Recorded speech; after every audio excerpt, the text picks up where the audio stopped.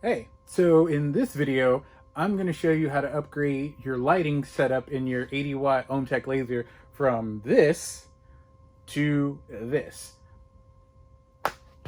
We are going to upgrade our lighting situation. So in some of the other videos, the light bar used to be in the back. This is a February 2021 model, so they've moved the light bar down here. But we're going to add an LED strip, go all the way around, and to tie in to the current lighting setup. So let's get into that. So here's the lighting kit that I bought. It comes unterminated, but it comes with the termination if you actually wanted to use a power supply with it. These are the 24 volt LEDs.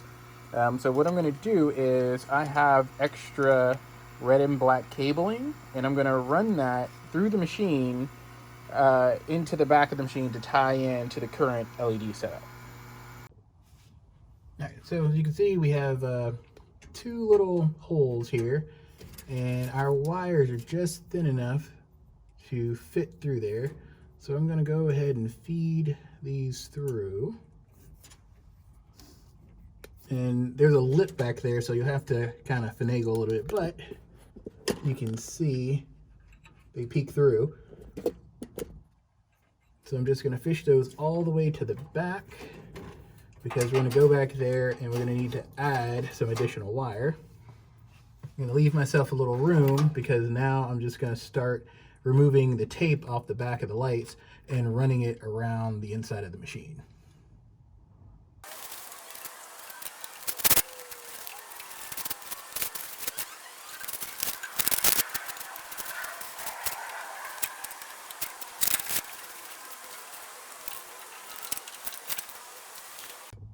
So now you'll get all the way around and you get up to this point, and you're gonna want to snip on the dividing line. Let's pull that off. Move the camera.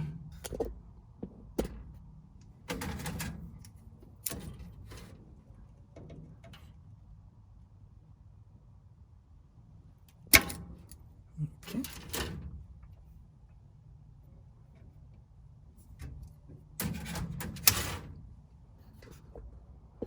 So now our wires run into the back, and we have light going all the way around. And so now we're going to go and extend our cables. All right, so I have my red and black wires for my LED lights, and I have a spool of red and black wire that I'm going to use to extend it from, so that I can do a run all the way through the machine down to where it connects down here. So first I'm going to splice these together.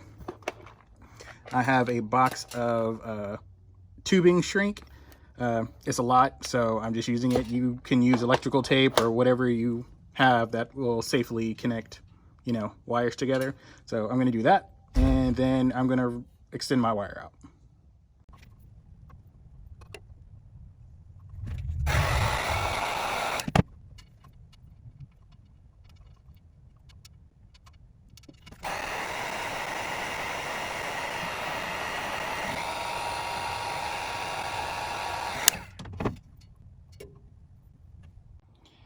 So now that I have my wires spliced, I actually recommend using that bottom hole, only because you can see the motor mechanism for the rear, for the gantry, kind of runs back there. So if you use the bottom hole, you're under the gantry.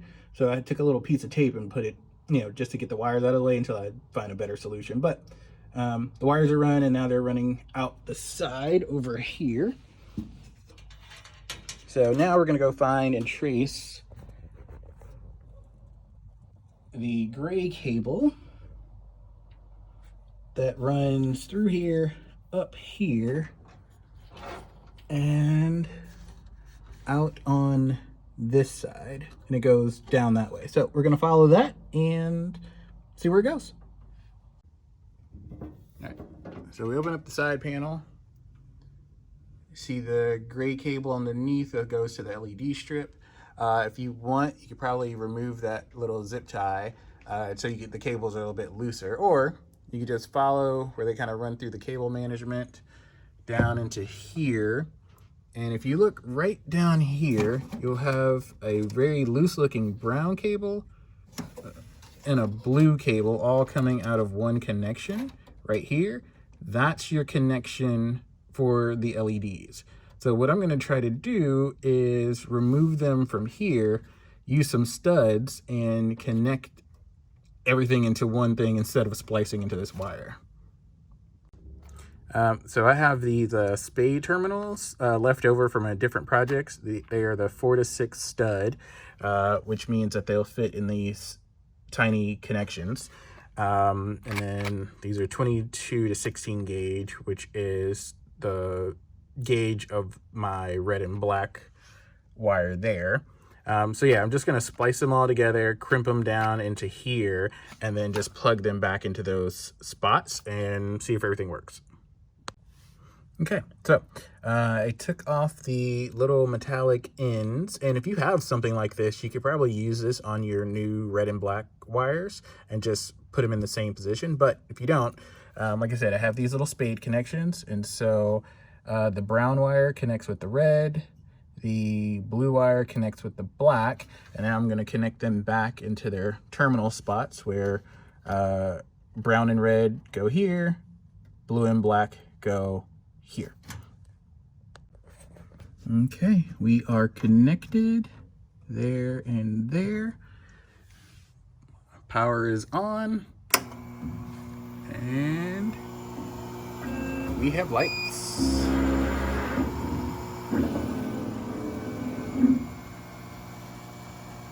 So there you go. All right, so here she is all lit up. And so just a quick recap, we wired into the existing LED power. We ran our lights back here. Like I said, I suggest maybe leaving the lights up here, but then running this power cord through this bottom hole. It's probably just easier to clean up in the back if you do it that way. Then we go run the wire through, connect into the brown and blue cable, and like I said, I use these little 4/6 stud connections. They're only a couple of dollars at the your local hardware store. If you don't have these and you're trying to do it, you can twist them together with electrical tape, or you can splice into the wire and use any other type of connection. But it just seemed a lot cleaner to connect them at the power converter with one of these than to splice in. So there we go.